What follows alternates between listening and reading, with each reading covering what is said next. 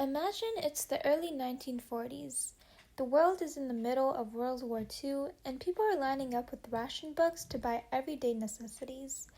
Life is changing quickly, and fashion is changing with it. Clothing suddenly has to be practical and durable, but even during wartime, people still wanted to look stylish, proving that fashion never really disappears, it just adapts. One of the biggest influences on fashion in the 1940s was World War II.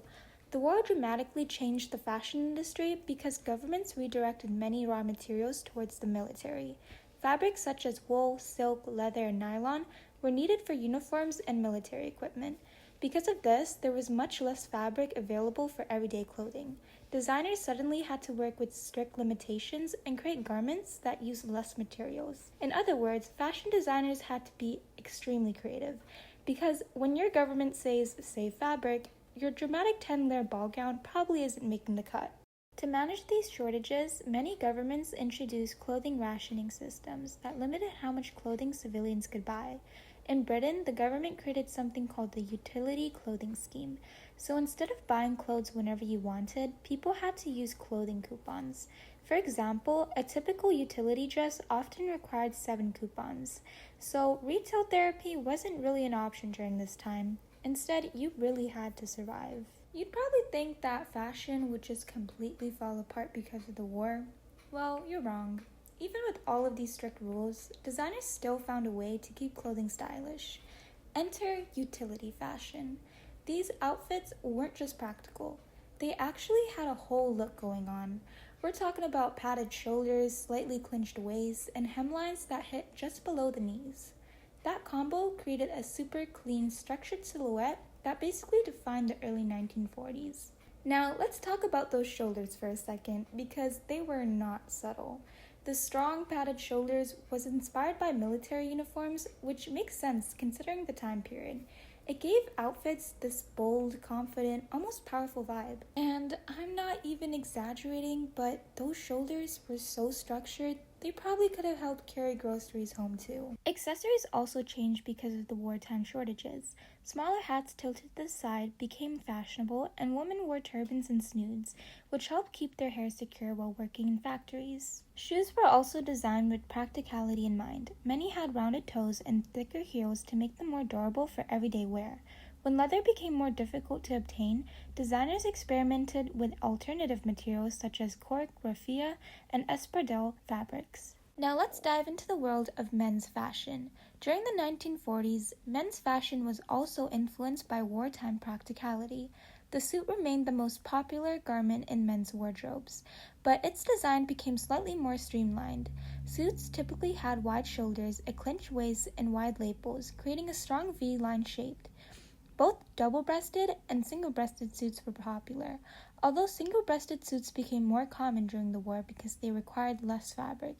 Even fashion had to learn how to budget. Because clothing was limited, many men began mixing and matching outfits instead of wearing full matching suits. Jackets might be paired with sweaters or different trousers, allowing men to create several outfits from fewer garments. Shirts were usually plain white or light colors, making them easy to combine with suits. One popular style was the spear point collar, which had long pointed tips that gradually became shorter as the decade progressed. One bold fashion style among men was the zoot suit, which featured extremely wide trousers and long oversized jackets.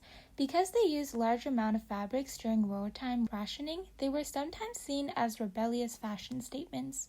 Wearing one was basically saying, yes, fabric is limited, but have you seen this outfit? Children's fashion during the 1940s was also influenced by wartime life. Many families reused clothing, repaired garments, or passed down clothes between siblings. Girls' dresses often had simple silhouettes and high waistlines that used minimal fabric. However, decorative details such as lace, buttons, and frills were still added on to keep clothing playful. One popular outfit for younger children was the sailor suit, which featured large collars and decorative symbols like anchors or stars. Boys often wore short trousers paired with long socks that reached the knees. As they grew older, they transitioned to long trousers. A relaxed style called the leisure look also became popular for boys. This is inspired by off-duty clothing worn by soldiers. This style often included t-shirts, denim jeans, corduroy trousers, and canvas shoes. basically the early version of a casual weekend wear. Now, imagine the runway lights turning on because it's time to meet some of the most influential designers behind 1940s fashion. First stepping into the spotlight is Madame Grès. This Persian designer was famous for her incredible draping techniques inspired by classical Greek and Roman sculpture. Her gowns featured intricate pleats that shaped the fabric around the body. If ancient statues suddenly decided to attend a fashion show, they would probably be wearing Madame Grès. Next entering the runway spotlight is British designer Norman Hartnell. Hartnell became famous for designing glamorous clothing for royalty and high society, especially for British royal family. His designs later included Queen Elizabeth's second wedding dress and her coronation gown. Designing outfits for a queen is definitely one way to make sure your fashion show gets noticed. Also appearing on the runway is Mun Bashir, an American designer known for refined tailoring and elegant style. Before becoming a designer, he actually worked for a fashion editor magazine like Vogue and Harper's Bazaar. He gained international recognition after designing the wedding dress of Wallis Simpson, the Duchess of Windsor. It turns out that sometimes the fashion critique becomes the fashion creator. Next up is Bonnie Cashin, one of the most innovative American designers of all time. During World War II, she designed uniforms for women serving in the armed forces.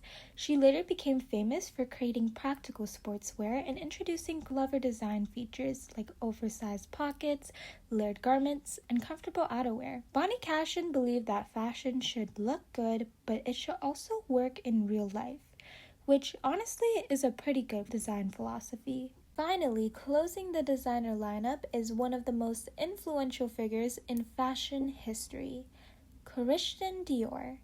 In 1947, Dior introduced a revolutionary collection known as the New Look. After years of simple wartime clothing, this new style brought back luxury and dramatic silhouettes. The new look featured rounded shoulders, a tightly clinched waist, and full mid-calf skirts that used much more fabric than wartime garments. After years of rationing and saving fabric, fashion was clearly ready for a dramatic comeback. And that's it for our fashion show. Now let's dive into some issues that influence fashion besides World War II. I think we've heard enough about that. Technology also played an important role in shaping fashion during the 1940s. One major development was the creation of nylon, the first fully synthetic fiber. Nylon was originally introduced for stockings because it was strong, elastic, and more durable than silk. However, during World War II, nylon production was redirected towards the military equipment. This made nylon stockings extremely difficult for civilians to find. Some women even drew stocking seams on the backs of their legs with makeup, proving that if there is a fashion trend, someone will always find a way to recreate it. The 1940s wasn't just about the war. They were also about changing gender roles, and this had a big impact on fashion. Like I mentioned earlier with the utility suits, women's clothing became more practical because they were stepping into the workforce and needed clothes that allowed them to move and work comfortably. But it wasn't just about practicality. It also reflected a shift in mindset. Women were taking on roles that always had been seen as males, and their clothing started to mirror that independence and confidence through clothing. Overall, the fashion of 1940s reflects a decade defined by resilience, creativity, and adaptation. Even during a time of global conflict and limited resources, designers and everyday people continue to find ways to express style through clothing. From practical utility suits to putting makeup on your legs, the fashion of 1940s proves that style doesn't disappear during difficult times. It just evolves and sometimes even adds a little extra shoulder padding along the way. Thank you so much for listening.